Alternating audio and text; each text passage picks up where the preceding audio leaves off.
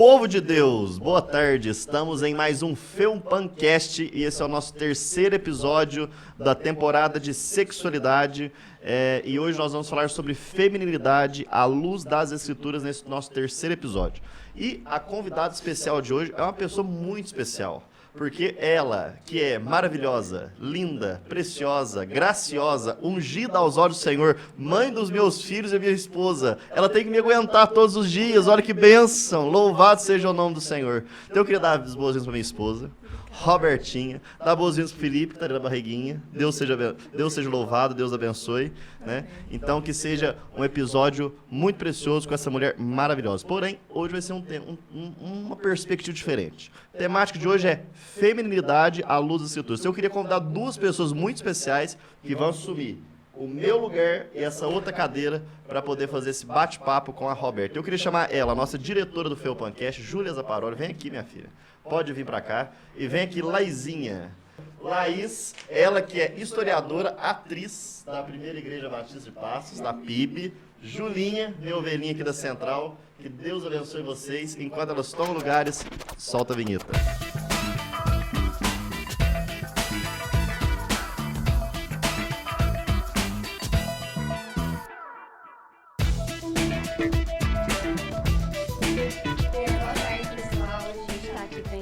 Roberta, primeiramente queria te agradecer.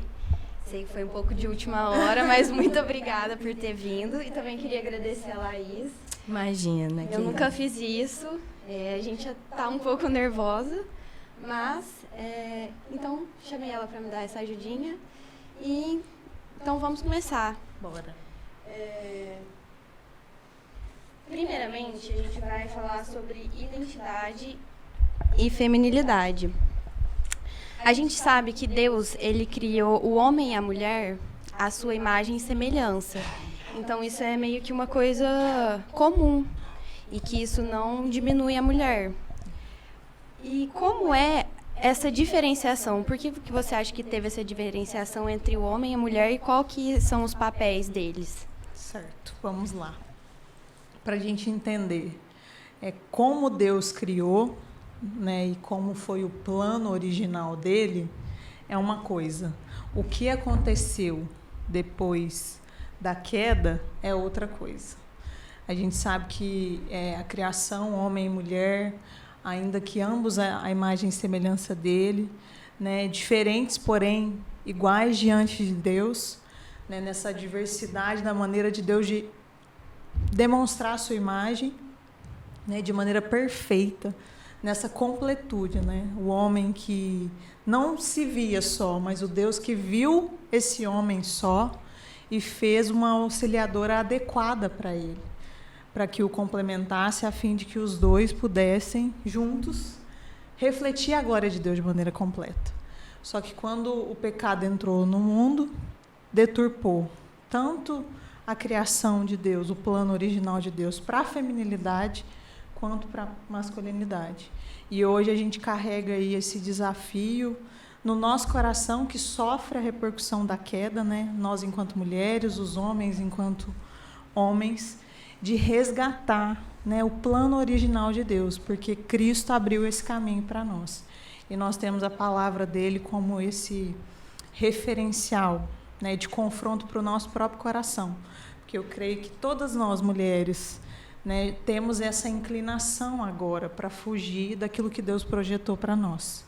E os homens também, né, como já foi falado aqui no outro podcast. E agora nós precisamos inclinar o nosso coração a Deus e submeter esse coração, né, a fim de que essa imagem seja restaurada através da obra da redenção, que foi perfeita, que foi completa, mas que nós participamos com Deus da santificação. E eu creio que resgatar essa imagem e semelhança de Deus para nós, enquanto mulheres, dentro da feminilidade, é o nosso maior desafio.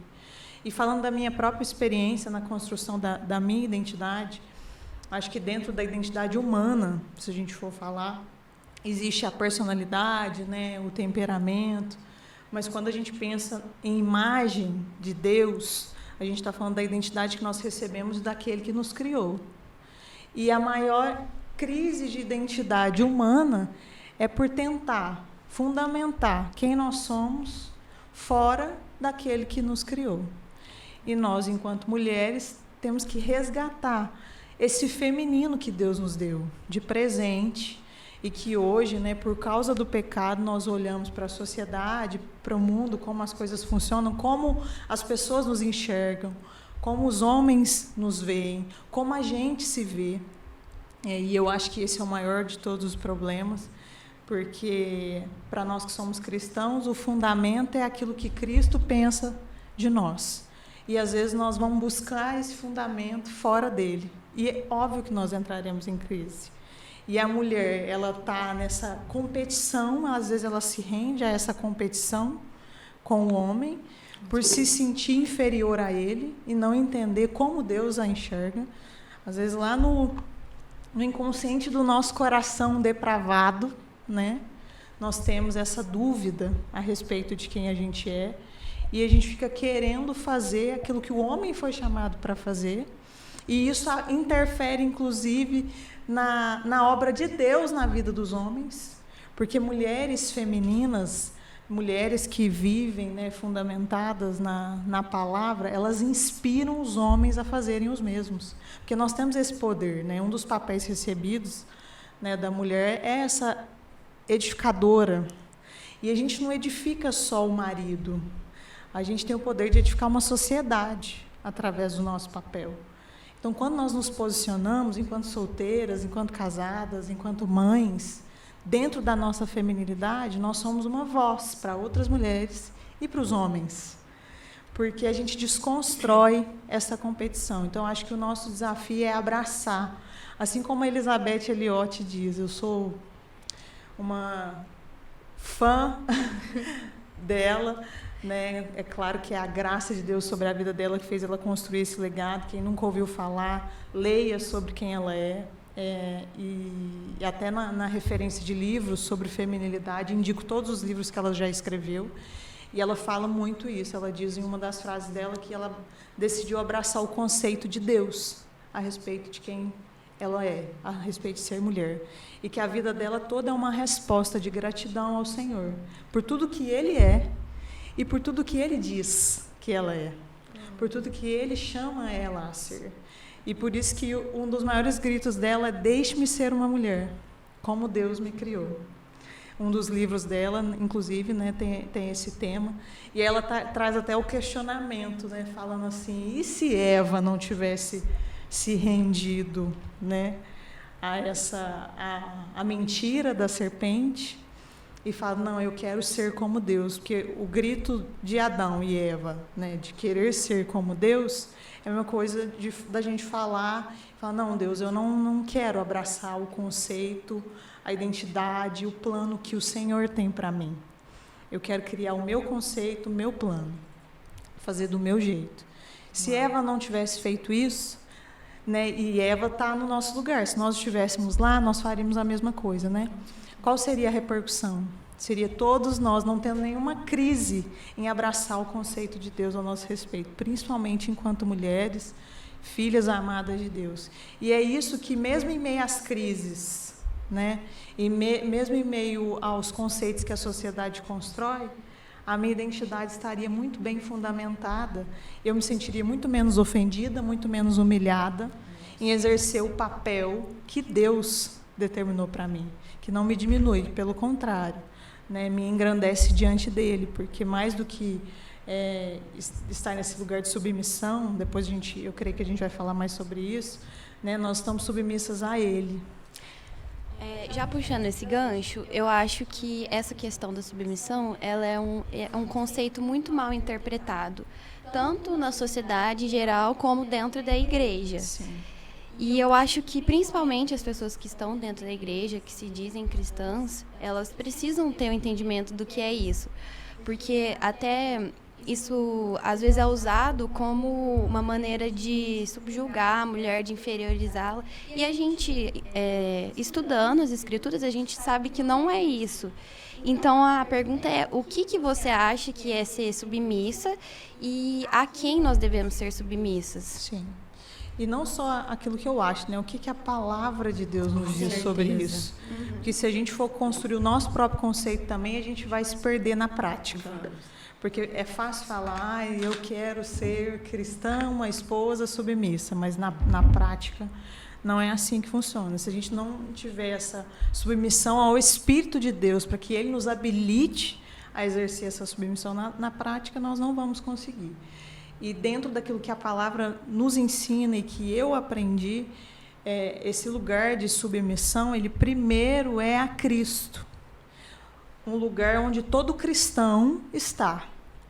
Né? E a mulher, dentro do papel de mulher e esposa, ela aprende nesse lugar de submissão a Cristo a se submeter à autoridade do seu marido, apesar da imperfeição dele, apesar do pecado dele, né? Porque é um ato de obediência. Não é sobre a quem eu me submeto, no sentido do casamento, né? A quem o meu marido o quão maduro na fé e espiritualmente ele é. Mas a quem acima dele eu me submeto. E em obediência eu me coloco nesse lugar de submissão ao meu marido. E eu creio na submissão como aquele papel onde a mulher ela promove a missão do marido. A missão que Deus confiou a ele. O papel que Deus deu ao marido. E a gente já viu que a missão maior do marido, enquanto masculinidade, né, bíblica, é a liderança. Foi incumbido ao homem liderar. E o homem submisso a Cristo, ele vai liderar como Cristo lidera, óbvio. Mas esse não é o critério para que nós sejamos submissas, porque o critério de Cristo, ao olharmos para Cristo, já é razão suficiente para que a gente se submeta. Né? E promova o homem a fim de que ele tome o lugar dele.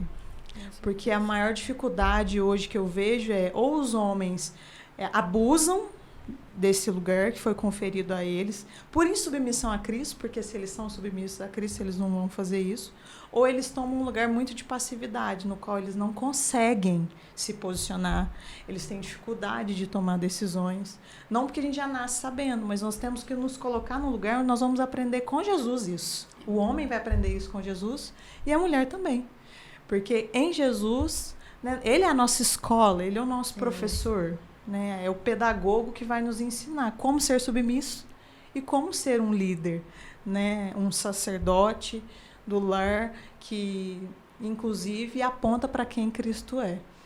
Então, eu, enquanto esposa, eu vejo que eu tenho esse lugar e que é desafiador para mim em qual sentido? Para mim, às vezes, não é difícil me submeter. Para mim, às vezes, é difícil sair de um lugar de passividade. Porque a minha personalidade é assim, eu tenho mais facilidade em ser passiva. Né? Eu tenho dificuldade, às vezes, de dar minha opinião. E são dificuldades que eu venho vencendo no decorrer do amadurecimento, né, com a idade, mas que eu vejo que ao longo de toda a minha história, eu não me permitia ter voz. E eu achava que isso era ser submissa. Sim. E não é isso. A mulher, ela tem uma voz. E que, inclusive, dá mais voz ao marido. Com certeza. Pelo menos na nossa casa, né, no meu casamento, eu e o Romo, por mais que a última palavra sempre seja dele, e ele já tem esse perfil de liderança, isso para ele, é fácil para ele ter essa última palavra, mas ele jamais passou por cima de mim em qualquer decisão. Ainda que a minha opinião, né, ele não vá concordar com o que eu penso, ele sempre faz questão de pedir a minha opinião a respeito daquela decisão. E ele chega para mim, amor, o que você pensa sobre isso? O que você acha? Eu falo, eu acho assim, eu acho assado. E às vezes ele não vai concordar. Ele olha, eu acho que eu não concordo. E a última palavra vai ser dele. Mas só o fato dele me colocar nesse lugar e eu me colocar também no lugar de ter essa voz, isso. E que inclusive eu posso ser um instrumento poderoso de Deus para levá-la a tomar decisões de acordo com a vontade dele, né? Isso cria esse equilíbrio, essa sintonia. Então, eu acho que isso é o mais precioso da submissão, é você estar debaixo dessa missão, da missão de Deus para a vida do seu esposo, né? E estar no lugar que Deus te deu, que Deus colocou você e que não te diminui. Não. Muito pelo contrário. Te faz ser quem Ele realmente chamou para ser. Porque por trás, não é que diante de Cristo e da igreja, né? Ele é o líder. e nós completamente submissas a ele como noiva, né? E tudo depende dele, mas na relação marido e mulher, ambos dependem de Deus. E ambos são interdependentes. Eu acho que isso é o mais legal. Não é uma missão intercambiável onde um entra no papel do outro e vira aquela coisa, mas é uma interdependência. Os dois dependem um do outro para que a glória de Deus seja manifesta na identidade que Deus deu para um, Deus deu para outro. E aí não fica exaustivo nem pesado para ninguém, Isso. né? Exatamente. Agora, partindo para o assunto de sexualidade, é com você. Olha, eu tô muito feliz porque eu acho esse assunto extremamente importante, né? Ainda mais ouvir de você, que é um exemplo pra gente, né? Tenho certeza que todo mundo que tá perto de você sempre vai te procurar para aconselhamento, que você é uma pessoa, né? Amém. Que inspira, né? Feminilidade, espiritualidade, né? É um exemplo de Jesus. E eu tô muito feliz porque esse assunto, ele é muito tabu, né, dentro das igrejas. Faz muito pouco tempo que eu ouço falar sobre sexualidade, ainda mais para mulheres. Tão livremente, né? Isso, tão livremente dentro da igreja. Então, eu queria saber para você, né, como que é essa questão da sexualidade para as meninas, assim, porque principalmente não se fala muito abertamente sobre meninas terem vícios, né, em masturbação, em pornografia, né, são coisas que não são ditas muitas vezes e que as meninas elas se sentem super culpadas ou como se elas fossem as únicas que fizessem isso, como se elas fossem, assim, algo muito, muito diferente da realidade. Então, assim, como que você acha que as meninas e mulheres, elas devem viver a sua sexualidade, né? E como que elas lidam diante desses vícios, né? E deturpações sexuais? Olha, voltando para o que a gente começou falando, eu acho que tudo começa na identidade. Com certeza. Né? E toda crise de identidade, ela vai ecoar de alguma forma na sexualidade, na construção da sexualidade humana. E a gente vê principalmente as meninas, né, em como elas se enxergam e ao que elas se submetem diante dessa crise. Porque às vezes a gente pensa que um problema na sexualidade é só quem luta contra a pornografia e masturbação. É claro que dentro do meio feminino, a gente fala muito pouco sobre isso. É um espaço que nós estamos construindo. Uhum. Mas integridade sexual não é só isso.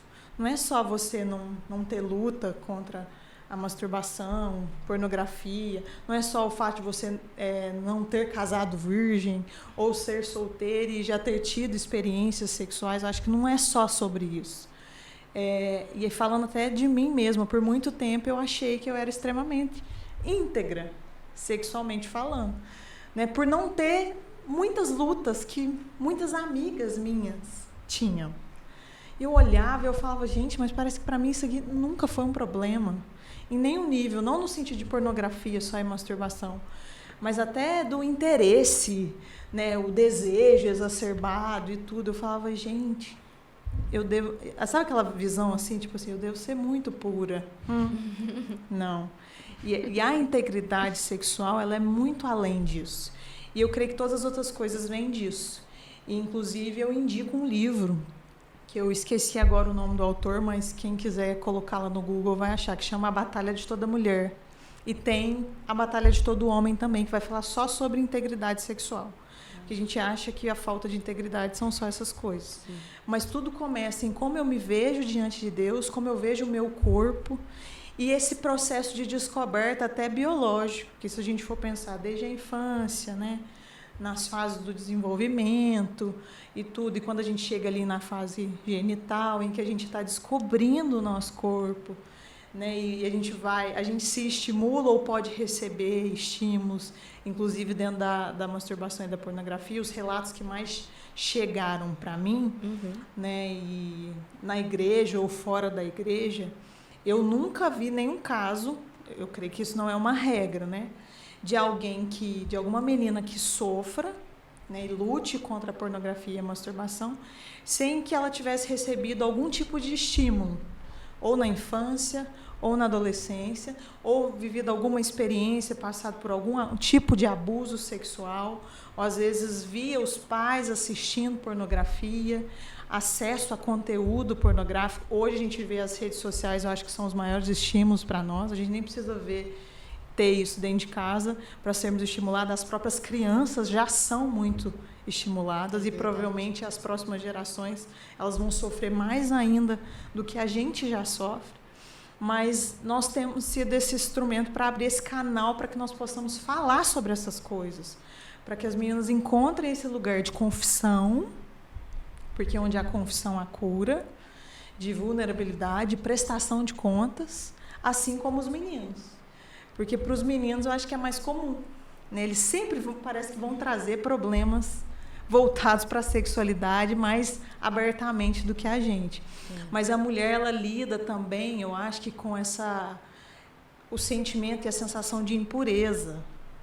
Eu não casei virgem, mas tem toda uma história de experiência que eu vivi. Eu nunca vivi uma experiência mundana mesmo, de ter vários parceiros e tudo, não.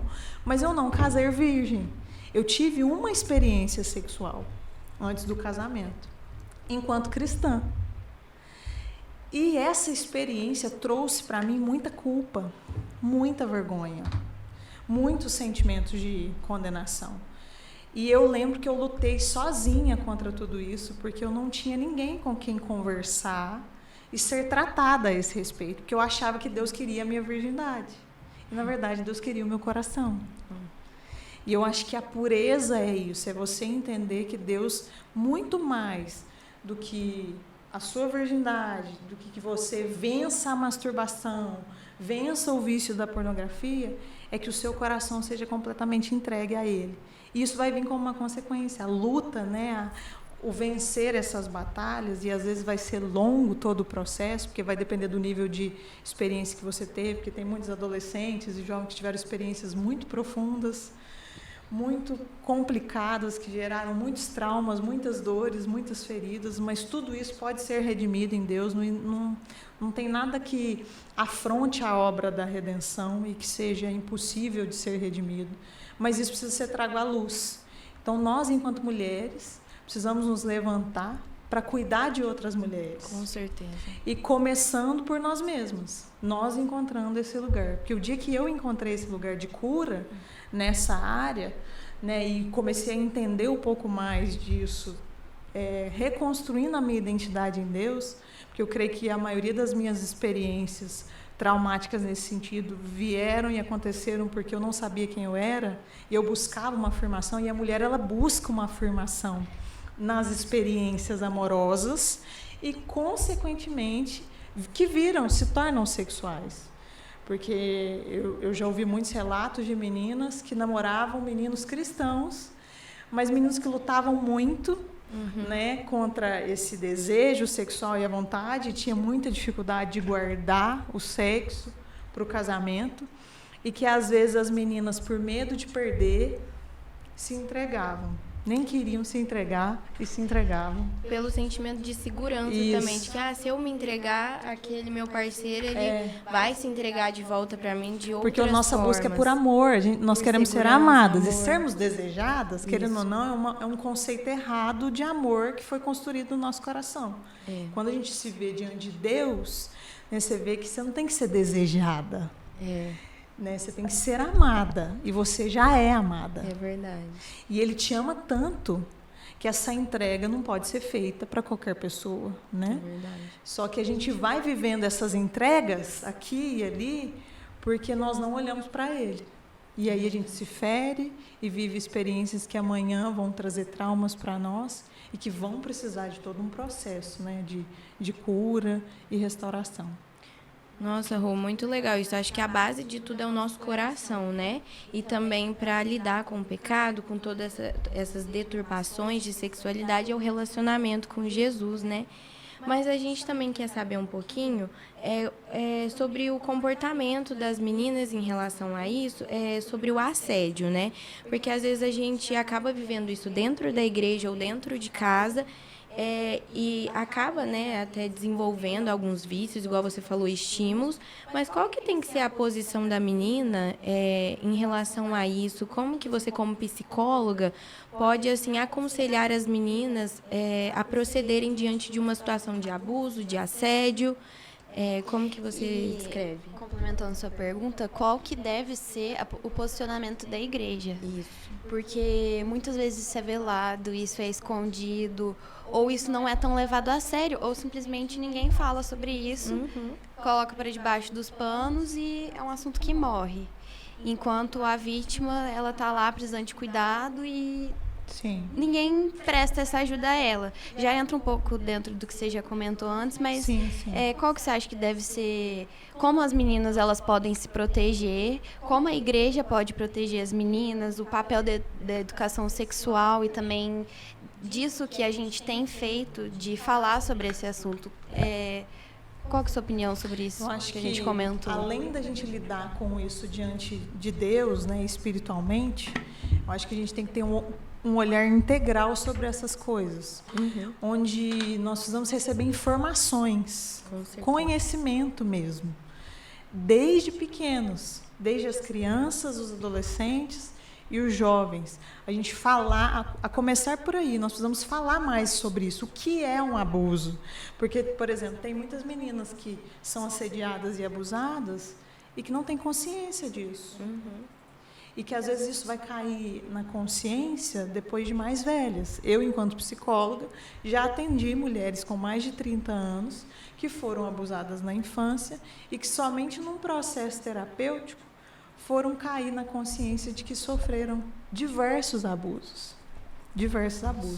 Então, acho que, para começar, a gente alinhar, né, aquilo que as Escrituras falam a respeito de nós, da nossa identidade, de como Deus vê o nosso corpo, né, o quanto ele é um instrumento em que Deus deve ser glorificado, e no sentido dessa informação mesmo, que a psicologia traz, que a ciência traz, né, e que quando você redime esses conhecimentos e alinha todas essas coisas com a palavra de Deus, você acolhe todo e qualquer tipo de demanda. Eu creio que o evangelho ele é para o homem todo. E, às vezes, a gente tem dificuldade de aplicar o evangelho em todas as áreas da vida. E por isso que eu, enquanto psicóloga e cristã, me sinto extremamente privilegiada dentro da igreja de poder ter esse olhar da ciência psicológica, que, apesar de humanista, né, quando a gente pega a ótica das Escrituras sobre ela, e une as duas coisas, você presenteia essa geração com algo que falta. Então, acho que a gente tem que começar por aí, pela informação. A gente entender o que é um abuso, o que é um assédio, né? E lidar com a demanda, a repercussão psicológica disso, como que a gente se sente, como que a gente se enxerga, como a gente se vê. E por mais que a pessoa que sofre, por exemplo, um assédio, um abuso, ela seja uma vítima, né? E isso não diminua o erro do outro, qual que é a nossa tendência? Pelo menos as meninas que chegam para mim. O que elas sofreram se torna a identidade delas. E isso é muito perigoso, porque não precisa ser assim. Né? Em Cristo, as nossas dores, as nossas feridas, aquilo que fizeram de nós, não precisam determinar a nossa identidade. E, às vezes, por determinar, a gente começa a viver uma sequência de fatos. O que eu mais vejo são meninas que entram e saem de relações muito abusivas, com pessoas extremamente tóxicas, que não as enxergam como, né, uma irmã em Cristo acima de tudo, que merece todo respeito, todo cuidado e zelo. E aí entra e sai de um relacionamento, sofre uma sequência de coisas e fala, tá vendo? Olha o que fizeram comigo. E ok, às vezes fizeram muitas coisas que não são dignas de serem negligenciadas, levadas em consideração, e às vezes são crimes cometidos que precisam ser levados a nível da justiça, fazer uma denúncia. Mas eu acho que o maior de todos os problemas é o quanto a gente permite isso definir a nossa identidade. E essas meninas precisam ser acolhidas para que a identidade delas seja redimida. Uau. E não determinada por aquilo que elas sofreram. Para que elas não se submetam mais àquilo que está no controle nosso. Tem muitas situações que fogem ao nosso controle. Quantas meninas sofreram abusos, estupros, né, e indefesas, num lugar onde ela não tem o que falar, não tem o que fazer. Mas às vezes nós nos colocamos em situação assim também, nós nos expomos muito por não nos conscientizar do nosso próprio valor enquanto mulheres. Ao ponto de você olhar para um homem e falar assim, não, meu querido, você pode até não saber quem eu sou. Você pode até, isso não significar nada para você, mas eu sei quem eu sou. Eu sei o valor que eu tenho, eu sei o valor que o meu corpo tem. Então, comigo as coisas vão ser diferentes. E a gente poder ter essa ousadia para se posicionar, porque às vezes nós temos medo dos meninos também. A gente sempre se sente ameaçada. Às vezes por feridas que a gente carrega, né? Sim. Ou às vezes por como você vê como as coisas estão lá fora, né? E que os homens, em maioria, não são respeitosos, nos objetificam o tempo todo, e principalmente por conta das redes sociais, onde a mulher ela é objetificada e se objetifica também, né? E a gente aqui na igreja, os meninos influenciados pelo pecado, e às vezes vão ter que aprender a desconstruir esse olhar pecaminoso sobre nós também, porque eles também precisam de redenção. Meninos também sofrem abuso, meninos também sofrem assédio, não são só meninas. Inclusive, até aí a gente entra nas questões da homossexualidade, da crise, né, de gênero, a atração pelo mesmo sexo e tantas outras coisas que vêm como essa repercussão, mas que nada é determinante da nossa identidade. Porque enquanto a gente pensar que nós seremos escravas de todas essas coisas. Das nossas dores, dos nossos vícios, das nossas experiências. Rô, puxando o gancho que você disse sobre valor e tudo mais, na nossa sociedade e também dentro da igreja, muito do valor da mulher, ele está atrelado ao homem. Nossa, aquela menina, ela já teve milhares de namorados, ela não é tão adequada assim. Ou essa mulher, ela já tem não sei quantos anos, ela não vai casar nunca, ela não vai ter um relacionamento, vai ficar pra titia. E é uma cobrança muito forte, muito pesada sobre a mulher, que a gente não vê isso em relação ao homem. E aproveitando para puxar esse gancho, sobre a solteirice. E peguem os lencinhos, pessoal. Muita gente chorando agora. É um assunto que mexe com as mulheres. O que você tem a dizer para as meninas solteiras? Porque a solteirice ela é muito mal vista, né? Só que eu acho que não precisa ser assim. A solteirice ela é um momento muito importante, que pode ser muito bom ou muito ruim. O que a gente, como mulheres, podemos fazer para ser um momento bom? Sim, eu acho que a solteirice não é só mal vista por essa pressão que a gente sofre, mas pela própria pressão que a gente cede e se coloca nesse lugar. Falando de mim, né? Da minha experiência e que fundamenta, inclusive, tudo que eu já aprendi. Porque não é só o conhecimento, eu acho que aquilo que Deus nos dá a oportunidade de viver fundamenta o conhecimento que Ele nos dá acesso. Eu tive muita dificuldade em ser solteira. Muita dificuldade. Eu tive inúmeras crises, né, no meu período de solteira. E hoje, enquanto casada, eu olho para trás e eu falo, Deus, se eu te conhecesse mais profundo, eu teria vivido a solteirice de uma maneira muito diferente do que eu escolhi viver. Porque a sensação que eu tinha não era nem de cobrança, no meu caso, pelo menos, não era. Era de que uma coisa estava faltando mesmo, que eu precisava de alguém. Eu precisava de um relacionamento. Eu precisava de um casamento. Meu sonho sempre foi casar. Meu sonho sempre foi ser mãe. Meu sonho sempre foi constituir uma família. Mas eu via que por muito tempo as minhas motivações eram erradas. Ainda que almejar isso seja correto, né? Um relacionamento que vai começar, óbvio, num namoro, noivado, depois casamento, né? Filhos e tudo. Mas eu era movida pelo sentimento de que eu precisava daquilo para ser completa, né? Então eu sempre busquei nas relações amorosas aquilo que me faltava. E eu nunca encontrei. E as pessoas também buscam.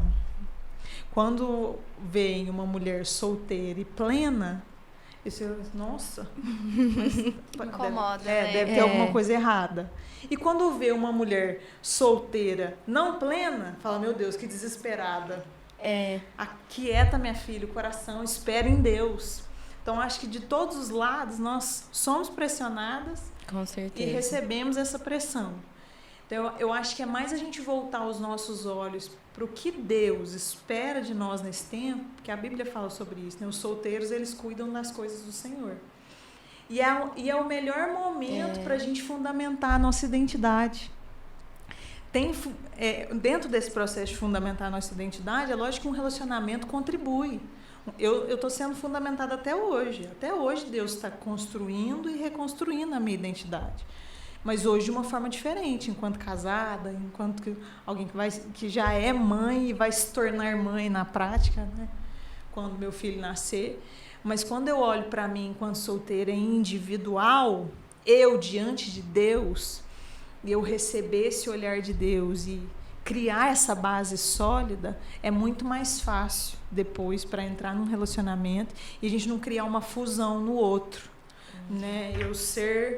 Eu não sei quem eu sou, então eu vou me moldar ao que o outro é. Eu acho que também, às vezes a gente esquece que não ser solteiro é uma responsabilidade muito grande. Ser solteiro é muito mais fácil, porque você não tem que cuidar de ninguém, você tem que cuidar de si mesmo. É um tempo muito bom. Eu sempre amei ser solteira, mas algumas pessoas não permitiam que eu amasse isso, sabe? Mas eu sempre gostei desse tempo. E pra mim sempre foi muito claro, Jesus sempre falou muito pra mim, guarde o seu coração e se apaixone primeiro por mim, pra depois você se apaixonar por alguém. Foi algo que eu carrego muito comigo e eu sei que quando eu me relacionar, talvez seja assim, duradouro, porque eu tive esse tempo. E agora eu posso me dedicar às outras coisas, né? Às vezes tenho disponibilidade de viajar, de fazer outras coisas por esse tempo. Então é muito precioso isso, né? Exatamente. E também não precisa ser um tempo de solidão. Não. A gente cria vínculos de amizades, com pessoas mais velhas que podem nos aconselhar, desenvolver nossos dons, nossos ministérios, e isso é muito precioso. Isso também é fascinante, tanto quanto ter um relacionamento. Sim. E a gente precisa entender que tem tempo para tudo. Tem gente que nunca vai ser chamado para o casamento, aí a pessoa vai viver uma vida que não é completa. Insatisfeita. Insatisfeita. Se ela tiver Jesus, é tudo que ela precisa. E isso que a Laís falou, de se apaixonar por Jesus, quando eu fui viver o meu processo antes de casar, porque Deus foi trabalhar mais profundo no meu coração 1 ano antes de eu casar. Porque eu casei com 26, acho que foi isso, até os 25 foi sofrimento, por ser solteira. Confesso que era uma dor que eu carregava. A partir dos 25, depois de muitos processos que eu vivi, eu aprendi a desfrutar do contentamento em Deus na solteirice. E não só no sentido de me apaixonar por Ele, mas de descobrir o quão apaixonado Ele era por mim. Porque o nosso amor por Jesus, ele vem como consequência da consciência do quanto Ele nos ama. Exatamente. E às vezes você fala assim, nossa, eu tenho que amar primeiro. A gente tem que amar Jesus acima de tudo, acima de todos, mais que todas as coisas, mais que os nossos maridos, mais que os namorados, mais que os filhos e tudo. Mas eu só consigo viver esse processo se eu recebo primeiro o amor de Deus. Com certeza. E a minha maior crise era essa. Tanto que eu sempre busquei ser amada num relacionamento, na minha família, nas minhas amizades. Era uma necessidade de ser amada. Como? Sendo que eu já era cristã e já tinha conhecido, experimentado o amor de Deus. Mas esse amor precisava transbordar dentro de mim, ao ponto em que eu tivesse de fato certeza de que Ele me ama, e eu não tinha. Por mais que eu soubesse que Deus me amava, que Cristo tinha morrido por mim, e eu já estava servindo a Ele há uns bons anos, caminhando com Jesus, no fundo eu duvidava do amor de Deus. E quando Deus, eu me coloquei nesse lugar de ser tratada e tive que fazer muitas renúncias para isso, Inclusive, estar disposta a abrir mão de sonhos que eu tinha nesse aspecto, porque foi o que Deus queria me mostrar. Eu sabia que o casamento era para mim, era algo de Deus para mim.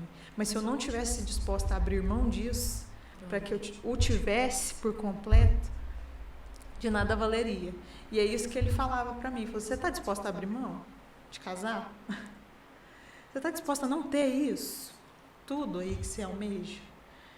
Porque tudo aquilo que eu não estiver disposta a perder, sempre vai ter o potencial de ocupar o lugar de Deus no meu coração. De um ídolo, né, no nosso coração. Não que hoje, por eu ser casada, eu não tenho medo de perder meu marido.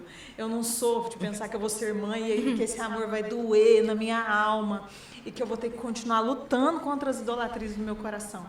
É uma luta eterna, mas naquele momento, Deus me levou para um lugar de tanto descanso e por mais que eu ainda continuasse sonhando, desejando aquilo, eu aprendi a desejar mais Ele.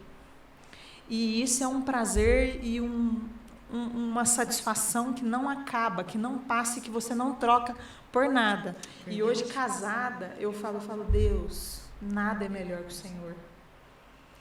Meu marido é uma bênção, meu casamento é uma bênção. O Senhor me deu um filho, eu vou ser mãe, vou realizar um sonho maravilhoso.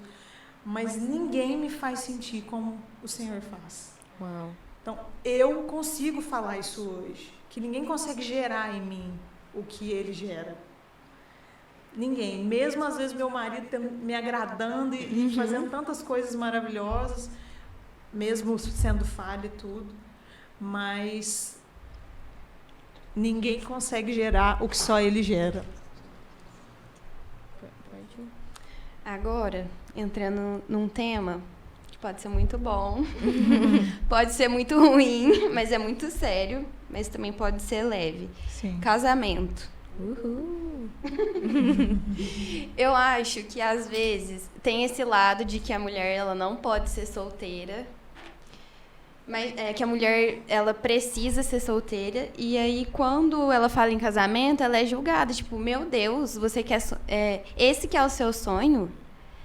Ter um casamento, mas isso é tão ultrapassado, por que você não foca na sua carreira? Por que você não foca em outra coisa? Casamento, uma coisa tão antiquada, você vai ser submissa a homem. Ai, seu sonho é casar com véu e grinalda. Na Nossa, igreja. tenha dó, tipo, muitas pessoas, né? Mas o que eu acho que a gente precisa lembrar, que nem anteriormente, é que tem um tempo para tudo. Algumas pessoas, elas foram sim chamadas para o casamento. E quando é o momento adequado para a gente pensar em casamento? Aquelas pessoas que foram chamadas para isso. Todas as vezes que eu recebi essa pergunta, eu trouxe alguns pontos para a gente poder pensar. Falar mais pertinho do microfone. Todas as vezes que eu recebi essa pergunta, eu trouxe alguns pontos para a pessoa pensar. Tá. Eu acho que é muito importante, antes da gente entrar num relacionamento visando um casamento, você saber, né, o que Deus chamou você para ser e fazer, porque eu vejo muitos casais, né, que eles não têm essa consciência individual e um entra no chamado e no propósito do outro. E eu acho que isso se torna um grande problema. Essa idolatria do casamento, você pensar que você só vai ser plena se você se casar, ou que o casamento é ruim. Porque a maior parte das pessoas que chegam e falam dessa maneira que vocês trouxeram são pessoas que tiveram experiências negativas. Que têm ou tiveram. Acho muito difícil uma pessoa que viveu o plano de Deus ou está vivendo para o casamento vai falar desse jeito para uma menina que almeja e deseja se casar. E até, às vezes, a menina ela se sente errada de ter esse sonho, sendo que o casamento ele foi criado por Deus. E aí a menina se sente errada de ter esse sonho, de ter essa vontade. Ou às vezes ela se sente errada de não ter esse sonho por alguma experiência que ela viu os pais passarem, né?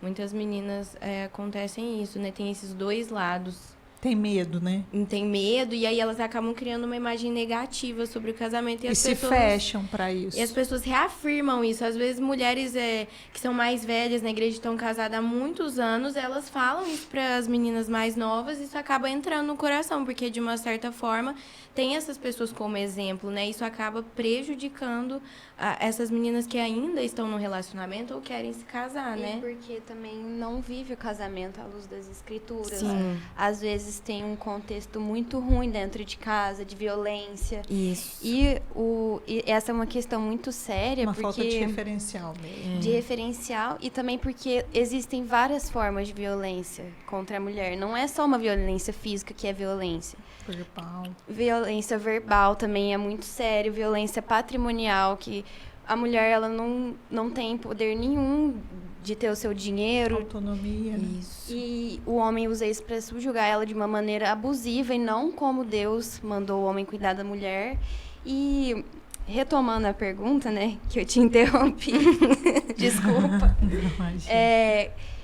Levando todas essas coisas em consideração, quando que eu sei que cada caso é um caso, cada pessoa fica pronta numa época, mas quando é que a gente deve pensar em casamento, né? Pessoas solteiras, quando elas devem pensar em casamento, e como a mulher ela deve se posicionar em relação a isso, até dentro do relacionamento. Namoro de milhares de anos, que não culmina num casamento. Sim. Presta atenção, gente, que essa é forte. Olha, eu vou ser sincera, eu tenho um preconceito com o namoro na adolescência. Confesso que eu tenho. Eu acho que é um problema muito sério. Eu também tenho. Eu acho que para começar por aí, né? Eu acho que namoro não é coisa de criança, não Nem é coisa de de adolescente. Uhum. É coisa de adulto. Isso. Não que existe uma idade, porque eu acho que vai depender muito da realidade de cada um. Tem muitas pessoas que com 21 anos, né, vai ser o tempo que Deus preparou para noivar e construir, né, uma família. Assim como tem gente de 26 anos que às vezes, diante do que está vivendo, né, do próprio conceito, da relação com Deus, daquilo que Deus ainda está construindo, não vai estar pronto também. Então, acho que não é uma questão de idade, é de você compreender o tempo de Deus para você, para a sua vida. Sim. Né? O que Deus está te chamando para esse tempo? Porque às vezes você vai falar não para um relacionamento. Se você compreender e ser sensível diante de Deus e falar, não, agora não é o momento de Deus para mim, para que eu me abra para isso. E eu vou me fechar mesmo, fechar essa porta. Uau. Até que Deus, né, me direcione a abri-la.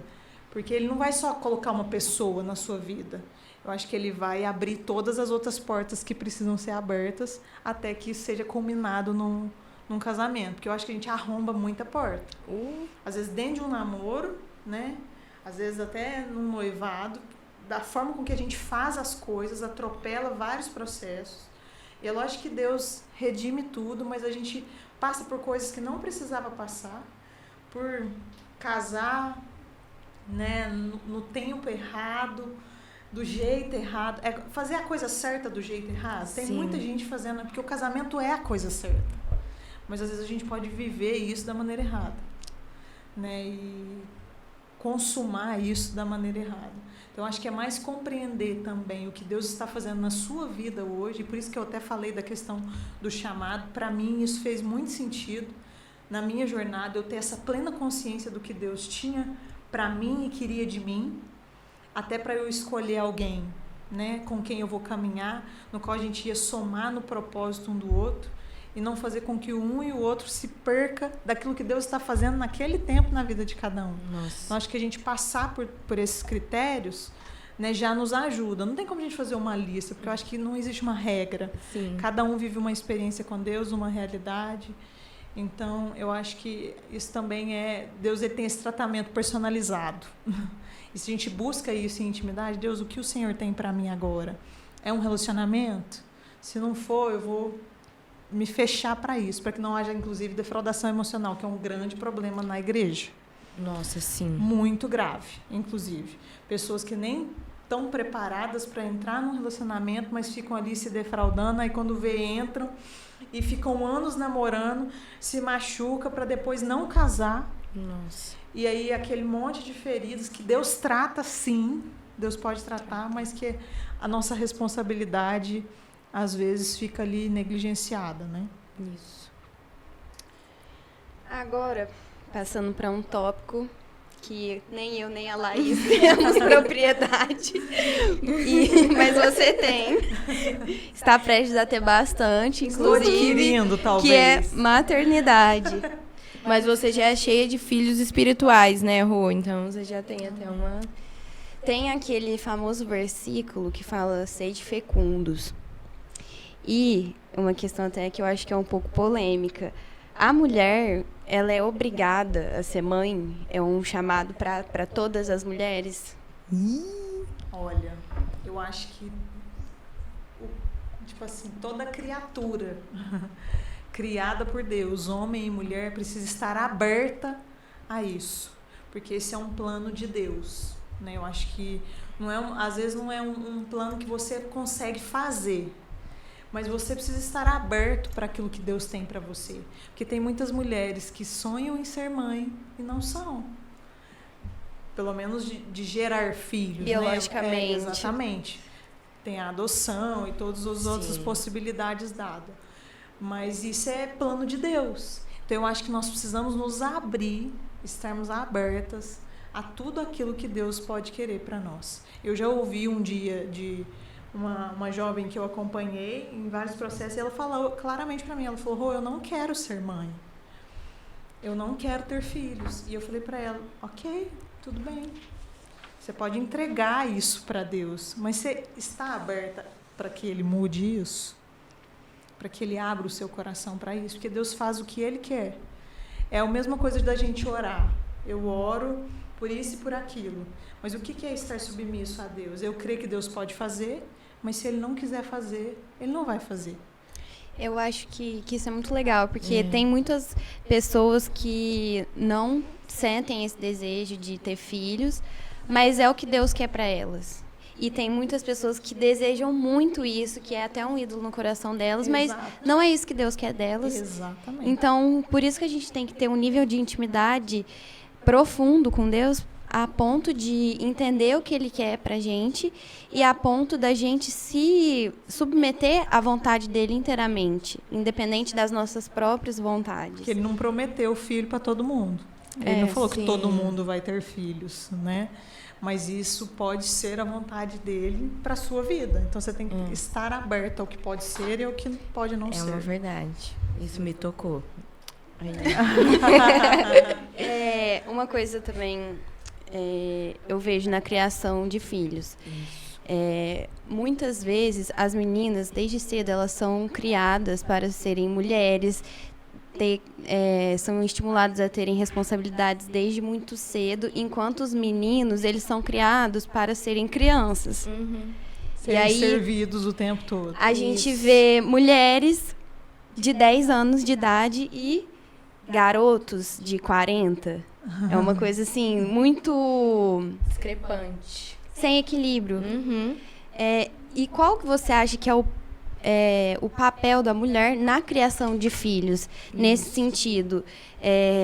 Por exemplo, uma mãe, ela cria uma filha e um filho. Como que deve ser essa criação deles nesse sentido? Os dois têm que ter as mesmas responsabilidades? Como a gente deve criar as nossas meninas, entendeu? Sim. Eu acho que isso volta para o que a gente começou lá, né? O papel do homem e o papel da mulher. Porque essas diferenças, né, ainda que nós estejamos em pé de igualdade diante de Deus, né, nós temos papéis diferentes, tanto no casamento quanto na criação de filhos.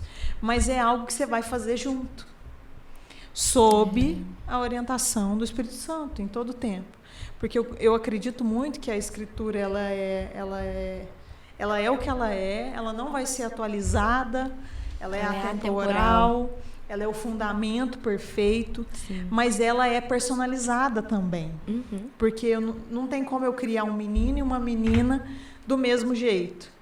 Às vezes, 2 filhos homens um com uma personalidade e outro com outro do mesmo jeito. A maioria dos pais que chegam para mim com dilemas de criação de filho, eu tenho o privilégio de dividir a classe de escola dominical com a Camila Machado aqui na nossa igreja, instruindo esses pais na criação de filho, é a gente querer fazer de um jeito e mais do nosso jeito, da forma com que nós fomos criadas, do referencial que nós carregamos. Isso. Porque às vezes o meu pai foi muito passivo e minha mãe era uma super autoridade dentro de casa e era a única que tinha voz sobre mim, sobre meus irmãos. Eu acho que vai depender muito do referencial que eu tive para eu entender a minha visão, né, pessoal, o lar de onde eu vim e como eu vou funcionar e o quanto eu vou precisar pegar tudo isso e estar disposto a desconstruir. E sendo bem sincera com vocês, meninos, eu nem sei como vai ser. Assim como quando eu casei, eu não sabia como que ia ser. Porque os nossos referenciais sempre foram totalmente antibíblicos. Nós nunca tivemos um casal para olhar e falar, meu Deus, minha referência. Falta Os isso, nossos né? pais não tiveram acesso ao conhecimento que nós tivemos. Mas a gente sabia que a gente estava entrando no casamento com tudo aquilo que a gente precisava para ser o que Deus estava nos chamando para ser, que era marido e mulher naquele tempo. Então, agora, eu não sei como vai ser. Eu só sei que se Deus nos deu um filho, e se nós estamos submissos, né, às Escrituras, à palavra e à direção dele, Deus vai nos dar tudo que nós precisamos para fazermos isso junto, o Rômulo cumprindo o papel dele de pai, né, de pastor dentro de casa, e eu cumprindo o meu papel de mulher, de esposa e mãe. E a gente vai aprender muita coisa vivendo. Talvez daqui a um tempo eu tenha um pouco mais de propriedade de falar, mas eu ainda estou aprendendo. A gente refaz isso aqui e você vem contar pra gente, então.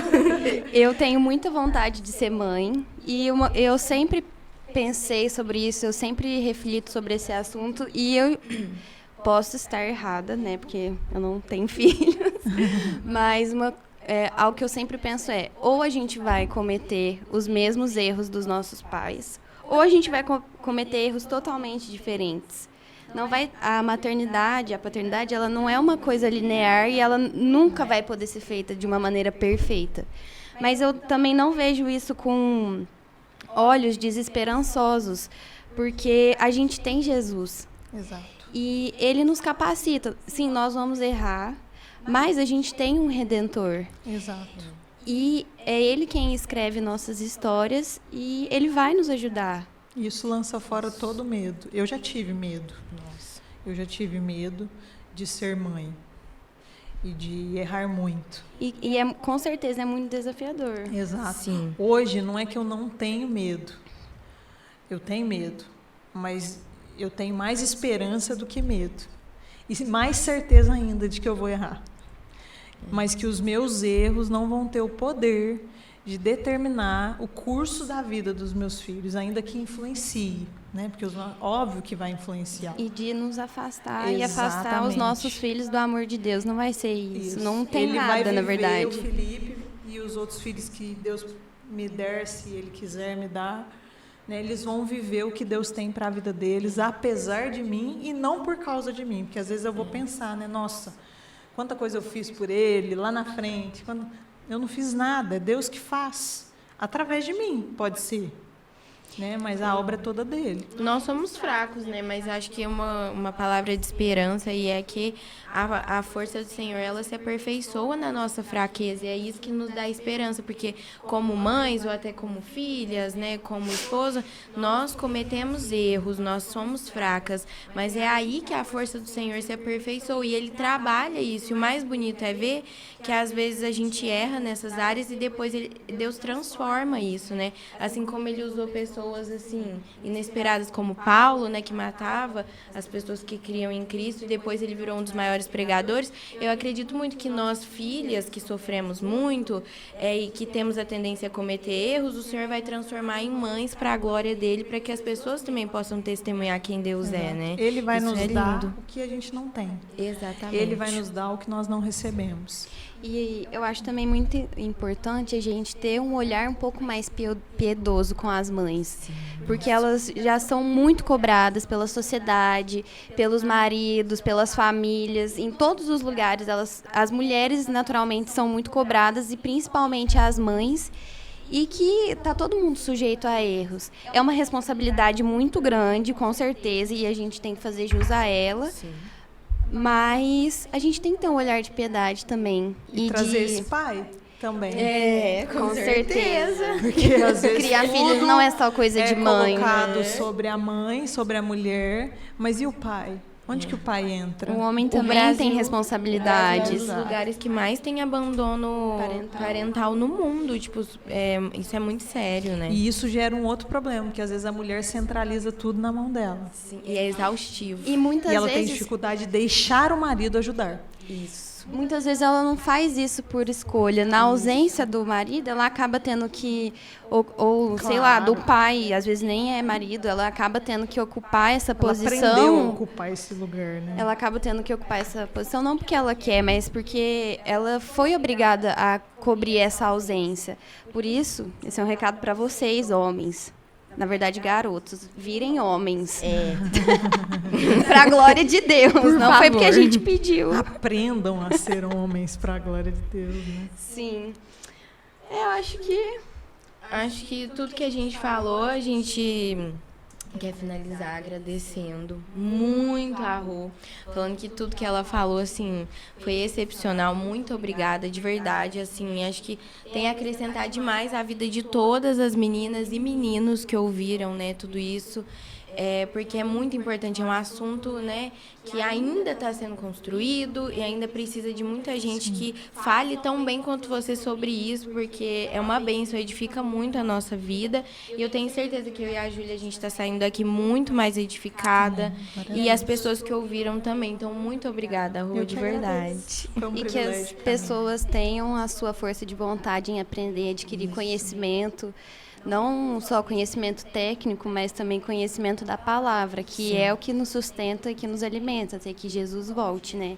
Sim, com certeza. E um lembrete para as pessoas que estão ouvindo, principalmente as meninas, é que antes da gente ser filha, da gente ser mãe, irmãs, esposas de alguém, a gente precisa lembrar quem nos criou. Antes de tudo, é Deus que nos criou, e Ele nos criou para adorar Ele. Essa nossa função, independente de tudo, e que a gente sempre lembre disso, que a gente sempre tenha esperança e descanso no Senhor de lembrar disso. E vamos finalizar com isso aqui, que isso aqui é lindo, gente. Um de olha que coisa Pedro linda. 3. Pode ler, por favor. A beleza de vocês não deve estar nos enfeites exteriores, como cabelos trançados e joias de ouro ou roupas finas. Ao contrário, que ela seja algo interior, imperecível, demonstrada em um espírito dócil e tranquilo, o que é de grande valor para Deus. Amém. A palavra de Deus é linda, né? É isso que Ele quer o nosso coração. Amém. E que tudo em nós seja para a glória dele, né? É isso. Chegamos ao fim Nossa, do nosso terceiro episódio. Conseguimos! Mais uma vez agradecer você, Rô, por se dispor a estar aqui com a gente, tão de última hora, mas foi muito bom. Muito obrigada. Eu que agradeço. Nossa, ela foi tão bem, gente. Nem parece que ela não sabia as perguntas. Ela já foi, ó. Imagina se soubesse. Muito boa. Agradeço a você que topou que esse isso, desafio. gente. Super parceira de podcast. Uma das minhas melhores amigas e uma companheira pra tudo. Não solta da minha mão. Pode deixar. E agradecer você, ouvinte, chegou até o final desse episódio. Se você ainda não ouviu os outros episódios, vai lá no nosso canal no YouTube, no Spotify, temos outros episódios. Siga as redes sociais da Felpan para ficar ligado nos próximos episódios e nas novidades. E compartilhe esse episódio se ele te edificou de alguma forma, se você gostou do conteúdo dele, para que outras pessoas também se beneficiem disso. E toca a vinheta. Eu sempre quis falar isso. Toca a vinheta.